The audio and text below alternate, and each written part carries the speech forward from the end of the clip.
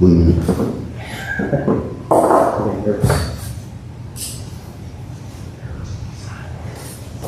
Jeff, do I think so. Yeah, Jackson. Yeah, Jeff said he didn't think he'd make it.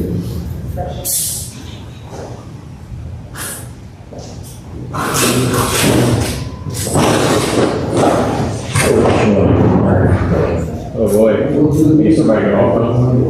Oh, I see. Guilty, not guilty. Yeah.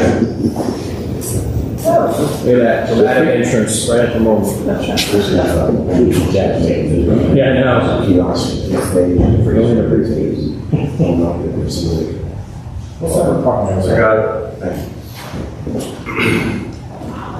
All right, thank you all for coming out tonight for this council meeting. Let's have a pledge of allegiance. Flag of the United States of America, and to the republic for which it stands, one nation, under God, indivisible, with liberty and justice for all.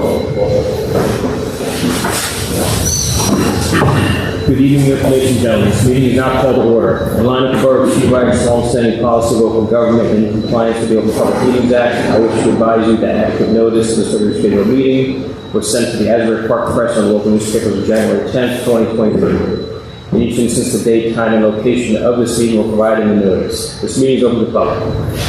Roll call. Council members Bieber. Here. Booker. Here. Catalano. Here. Gorman. Here. Keeler. Lamia. Here. And Mayor Kelly is here. All right, first up, remarks from the audience. If there's anybody online or person would like to be heard, just please state your name and your address, and the floor is yours. Oh, is there anybody online? Chris, you're on. All right. All right, so we're going to have a moment of silence for Pete Lang. He, I've heard everyone in the community knows him, who's a volunteer with our fire department years ago. He was our fire chief for a while too, and his family, of course, has been connected to our community for quite a long time. Very young guy, died at only 45, so we just wanted to say a prayer for him and wish him and his family the best. Hopefully he's reunited with his folks. Those have a moment of silence.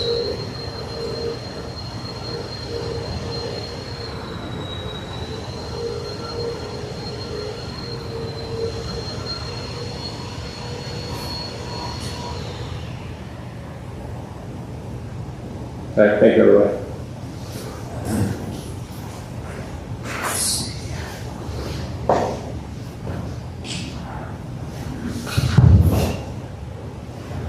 I'm just going to read a proclamation, the National Overdose Awareness Day, and it's coming up on August 31st, 2023, so we'd like to mention this and participate in this, since obviously accidental overdoses are quite prevalent still today in New Jersey and Monmouth County and the country. So whereas the Borough of Seabright acknowledges the harm and hardship caused by drug overdose, and whereas we affirm that the people affected by overdose are our loved ones, sons and daughters, mothers and fathers, brothers and sisters, friends and neighbors, who are deserving of our compassion and support. Whereas we recognize the purpose of the National Overdose Awareness Day as remembering those lost to addiction and ending the stigma of drug-related deaths. And whereas we resolve to play our part in reducing the total overdose in our community, which has claimed the lives of 37 Monmouth County residents from January 1st, 2023 through March 31st, 2023, along with countless others who have been affected. And whereas we acknowledge that we must work together as a community to increase awareness that drug addiction and mental health. Now, therefore, be proclaimed that the Mayor and Borough Council of the Borough of Seabright, County of Monmouth, New Jersey, do hereby proclaim August 31st, 2023 as International Overdose Awareness Day. And the Borough of Seabright, by doing so, raise awareness that overdose death is preventable. Makes sense. All right, we're moving on to our consent agenda. Would anyone like to make a motion to approve that as our... Mayor, I'd like to ask that we add resolution 140/2023 to the consent agenda to authorize the hire of a full-time employee for public works. The document is in your package there. We reviewed it with Mike and Kelly and I with the team, and Ken's been with us about 5.5 years as part-time. All right. To make him full-time. Sounds like a good idea, John. Thanks. So we're going to make a motion to approve the items on this consent agenda with the addition of Resolution 140, 2023. So moved. Second. All right. Council members Bieber? Yes. Booker? Yes. Catalano? Yes. Gorman? Yes. And Lamy. Yes. All right, consent agenda is passed. Moving on to the first ordinance, bond ordinance number 11, 2023, bond ordinance providing an appropriation of $1.1 million for the acquisition of an aerial truck for the fire department for and by the Borough of Seabright in the County of Monmouth, New Jersey, and authorizing the issuance of $1,045,000 bonds or notes of the borough for financing part of the appropriation. Would anybody make a motion to open a public hearing on ordinance 11, 2023? So moved. Second. All right, council members Bieber? Yes. Booker? Yes. Catalano? Yes. Gorman? Yes. And Lamy. All right, anybody like you heard on bond ordinance 11, 2023? Agreed. All right, I make a motion to close the public hearing on ordinance number 11, 2023. So moved. Second. All right, council members Bieber? Yes. Booker? Yes. Catalano? Yes. Gorman? Yes. And Lamy. Yes. We close the public hearing on ordinance number 11, 2023. Make a motion to adopt ordinance 11, 2023 and advertise. So moved. Second. All right, Councilmembers Bieber. Yes. Booker. Yes. Catalano. Yes. Gorman. Yes. And Lamy. Yes. All right, ordinance number 11, 2023 has been adopted. All right, moving on to ordinance 12, 2023. Ordinance authorizing the leasing of certain capital equipment by the Borough of Seabright, New Jersey, from the Monmouth County Improvement Authority and the execution of a lease and agreement relating thereto. Would anybody make a motion to introduce ordinance 12, 2023? So moved. Second. All right, Councilmembers Bieber. Yes. Booker. Yes. Catalano. Yes. Gorman. Yes. And Yes. all right, ordinance 12, 2023 has been introduced. Now going on to the next ordinance, ordinance number 13, 2023, an ordinance amending and supplementing Chapter 201 entitled Vehicles and Traffic of the Code of the Borough of Seabright. Would someone like to make a motion to introduce ordinance number 13, 2023? So moved. Second. All right, Councilmembers Bieber. Yes. Booker. Yes. Catalano. Yes. Gorman. Yes. And Taylor. Sorry, Lamy. Sorry, John. John, Yes. all right, thanks, John. All right, ordinance 13, 2023 has been introduced. Moving on to ordinance 14, 2023, an ordinance amending and supplementing Chapter 195 entitled Towing of the Code of the Borough of Seabright. Can somebody make a motion to introduce ordinance 14, 2023? So moved. Second. Councilmembers Bieber. Yes. Booker. Yes. Catalano. Yes. Gorman. Yes. And Yes. all right, ordinance 14, 2023 has been introduced. All right, we're on a new business, under the business of vouchers in the amount of $1,429,102.22. Can somebody please make a motion to approve this voucher list? So moved. Second. All right, Councilmember Bieber. Yes. Booker. Yes. Catalano. Yes. Gorman. Yes. And Lamy. Yes. Okay, the vouchers have been approved. All right, we're going on to mayor and council comments, and then we will have an executive session with one item on it after this. I can kick it off. Just a brief update regarding potential regionalization with Henry Hudson, our neighboring towns of Highlands and Atlantic Highlands. As of today, it's safe to say that we're not having a referendum vote for the three towns on election day this year, from general election. As what could likely play out at this point would be a pair of special elections, one possibly bilateral one between Highlands and Atlantic Highlands, and then at some later date after the to be determined date between the three towns. Work in progress as always, bumpy road as always, but here we are. It's not, for those who are interested in having this, the goal was to have a general election referendum vote, but that's not going to happen, at least not this year. So, to be continued. Not optimal at this point, but here we are. Also, as I think everybody knows, that the matter of the property is out for an RFP. That date has come and gone, and Roger can give us an update on its status. Sure, Mayor. The RFP date was August 4th. Prior to that, we had a number of folks that were interested in tours of the premises, asked some questions to go over the plan. August 4th was the deadline. We did get 4 proposals. So we do have 4 proposals to consider. However, as the council also is aware, while that was happening, the Kellys filed a motion with the court technically to approve their own rehabilitation plan for the property. It's based on a potential refinancing. It is what's known as hard money, which means high interest rate and lots of fees, just like will require refinancing.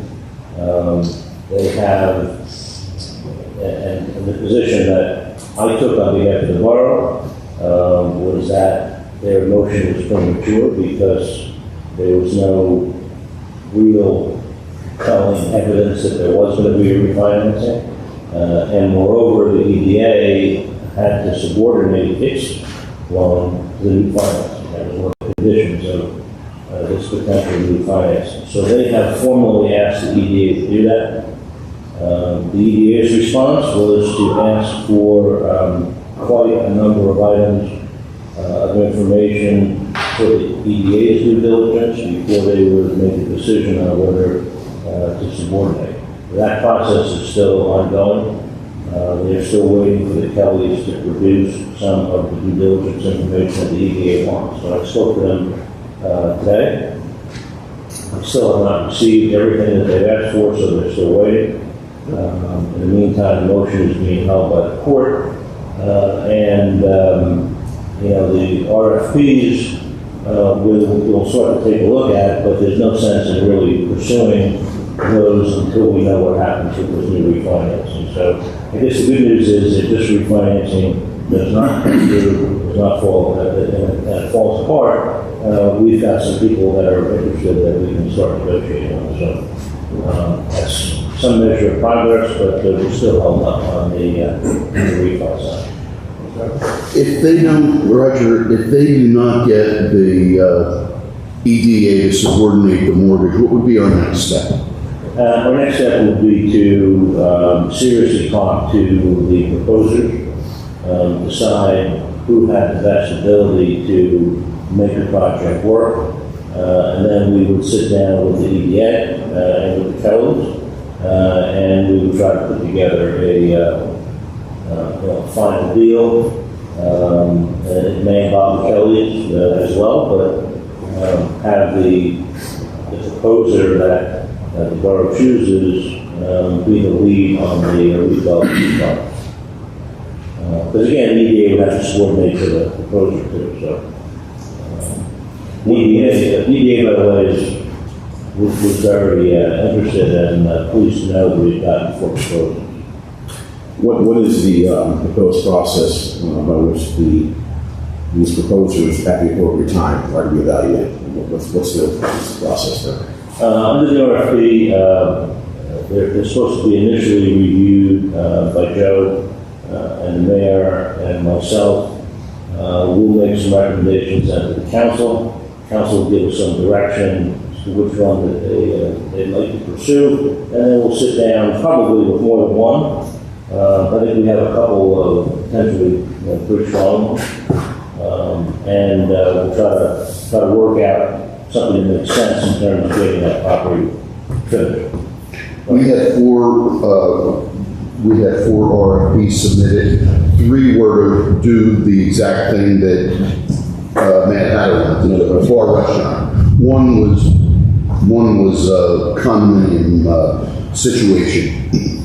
I don't know how that would work with the EDA and everything, but that's down the road a little bit. But there were 4. All of them seem to be very successful in that field, and have the wherewithal to complete the project. Now it's up to Roger and the court to determine whether, in fact, we can move forward with them, or the Kellys do get the subordination from the EDA, and then I guess that's it if they do, right? If it happens, the one thing I think that we can feel good about on that side of the process is if the EDA approves this deal, then we can be pretty comfortable that it's going to happen, and if it's going to happen, it's going to happen quickly. So it should result in the completion of the project. Now, I got a call, I mentioned this earlier, I got a call message today from the attorney for Longview Construction, which was the general contractor of the project, and which has always been involved in whatever the deal was to finish the project off. So he wants to chat about the current situation. I was in court today, so I couldn't get back to him. I'll get back to him on Thursday and see what he knows and what he can add to kind of fill in the picture. But at this point, we're kind of all we've done these days.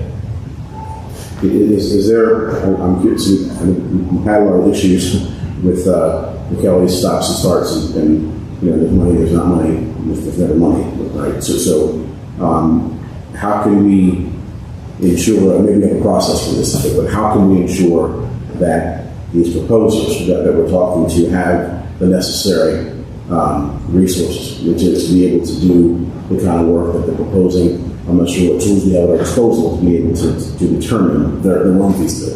Well, they'll have to provide us with proof of their financial ability. They'll also have to satisfy the EDA. Roger's just getting the copy of those this evening, but I went through them. They all provided us with financials. I don't know how to read them that well. That's not my wheelhouse. But all 3 of the bar restaurant loans were going to complete the project with cash on hand and then go to a refinancing. So I was optimistic when I read those. And they're all successful operators of similar businesses. So we're dealing with people who are in the industry, they know the industry, so they know what they're doing. Thanks, Roger. Questions for Roger? All right. One of the quick things, Mike Schmidt, he's from San Police Club. He reached out to me about 2 weeks ago just to thank. He wanted to thank the EMS for doing a great job once again. He said that he witnessed them an 18-month-old had a seizure. They came out, and I'll read directly what he said. With speed professionalism, and it was something he commended. It's very comforting to know the level of response that happens in Seabright in these situations. A job well done. So that's from Mike Schmidt, again, one of our beach club owners, but so we commend our EMS and all our emergency services always doing a great job. So thanks, guys. Very nice. Anybody else like to be heard tonight? Are you ready as it relates to your committees? Mayor, just a quick thing from the planning board. I haven't reported on this in a while. It's been a very quiet summer. We, in fact, canceled 2 of our last 3 planning board meetings due to lack of applicants. So I think it may just be the summertime, pause that's taking place. The last one we saw was a subdivision, 16 New Street, 2 conforming, subdivision into 2 conforming lots. So that's the only thing that's happened actually in the last 2 months on the planning board. It's been very quiet. All right. That's it, Mayor. Thank you. All right. Anybody else? Just give each update on the financials. We're $978,000 today. Each receives each packages, getting right work and contractor services. So if we get good weather this weekend, we'll pass them in. How does that compare year over year? For the last 3 years, we cleared $1 million. So even though we had a really bad June, we're still doing all right. So are we key over last year? We got up. We did 1.2 last year. So We're a little bit behind, but I gotta tell you, we caught up. Well, after June. Yeah, we lost June. Yeah, So that's really great. that is good. And just to get to the paid parking, I mean, every year is built for safety and success, so when it comes to weather, we get weather. But besides that, you know, we're in shape, so those keeps doing a great job.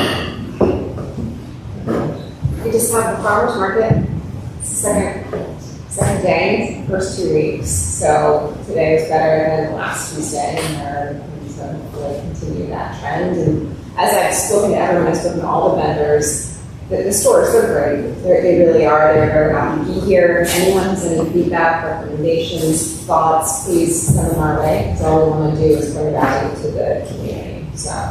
I had the opportunity to, I couldn't make it last week, but I had the opportunity to go today and see the various vendors and wares, etc. It was great. I think it's. That's not probably also, I think the produce guy, he had such stuff like that, I didn't look at costs or anything, but it was really nice and a lot of selection. Yeah, a lot. One of the mentions was it was a little bit higher than your shop rate. If you actually eat the corn, Right. you're like, forget it. Right. What do you want? It looked really good. It is. And then what we also did was last week, we tried to make it happen last week, we weren't able to, but the farmer at the end of the market, they have some produce that they can't bring back to the farm, so they asked for a food bank. So today we ran, my whole back of my Jeep was filled with 5 crates of just produce, so we took it to lunch break. So we're going to do that over Tuesday. We're going to try and rotate it and spread the gift. So lunch break will be there, one Tuesday, and then next Tuesday maybe Soul Kitchen will get a delivery. People have other recommendations. We'll just try and kind of keep that going. Yeah, thanks for getting together. That was nice to get together this year. I'm getting time next week. Yeah, and just looking to, again, just make improvements. Another question, this is one of the things you and I talked about this, it'll gain momentum, more people will hear about it. Any assistance from anybody on the staff or the council you need in getting the word out or getting greater momentum? And if anyone wants to share the word, that's the hardest part. People don't really know where we are, and that takes time. But also, you do want to make sure that these vendors will continue to want to come to Seabright, because they're already going to multiple markets a week, so it kind of needs to be worth their effort too. So the more information you get out of it. And last week and this week weren't the greatest beach days. I think when we have a great day for them, it'll benefit them. Yeah, some may have seen, I posted, some content from today when I was there, and picked up some sauce and some tea and whatever else I bought. But I put that out there to my network, put on all the see like put it, the only cool thing, and people should know that it's there because it's nice not to have to be able to drive and go get produce just right there. So it's just nice. So. And we've also talked to some of the markets. So the florist there, she's right over the bridge in Locust. We've already talked to her about maybe doing some programming for the library, like just events in the rec center. So I think there's a lot of opportunity in talking to these individuals who are becoming more than just presence at the farmers market. Just thinking broader. That's great. Supporting local businesses. Great. Thank you. Anyone else have any We've had previous conversations about doing an analysis of the borough's fleet. Some of that analysis continues to be ongoing, and there'll be conversations to come. By the time of the report that was an action that was taken, which is now something that is moving forward in the analysis and conversations corresponding to that are ongoing. So. Yes, sir. What was it? I can make 2 mentions. Chief, when I talked to the PUC about our rights, there's 11 that still need attention, and I asked me to open new tickets. So he wanted me to get ticket numbers, so I did that today online. I can send you the reference, but it's the same ones that we. 11 is not bad for this hard. Yeah, no, I get that, but they're the same ones that have been out since January. So I sent them the new ticket numbers, now we'll see what they do, and we hope to get them all corrected, right? They would only let me report 10, not allow 11. You can forward that to me, did you? I didn't do it yet, no. I'll get it to you, but it's the same ones you did a couple weeks ago. They wanted ticket numbers and you wanted the ticket numbers, so he asked me to open new ones. Made no sense, but I did it. The other thing, we're meeting Thursday with Public Works. We're going to try to boil the ocean. Good luck. All right, that's it. So the public portion is over. We're going to go to executive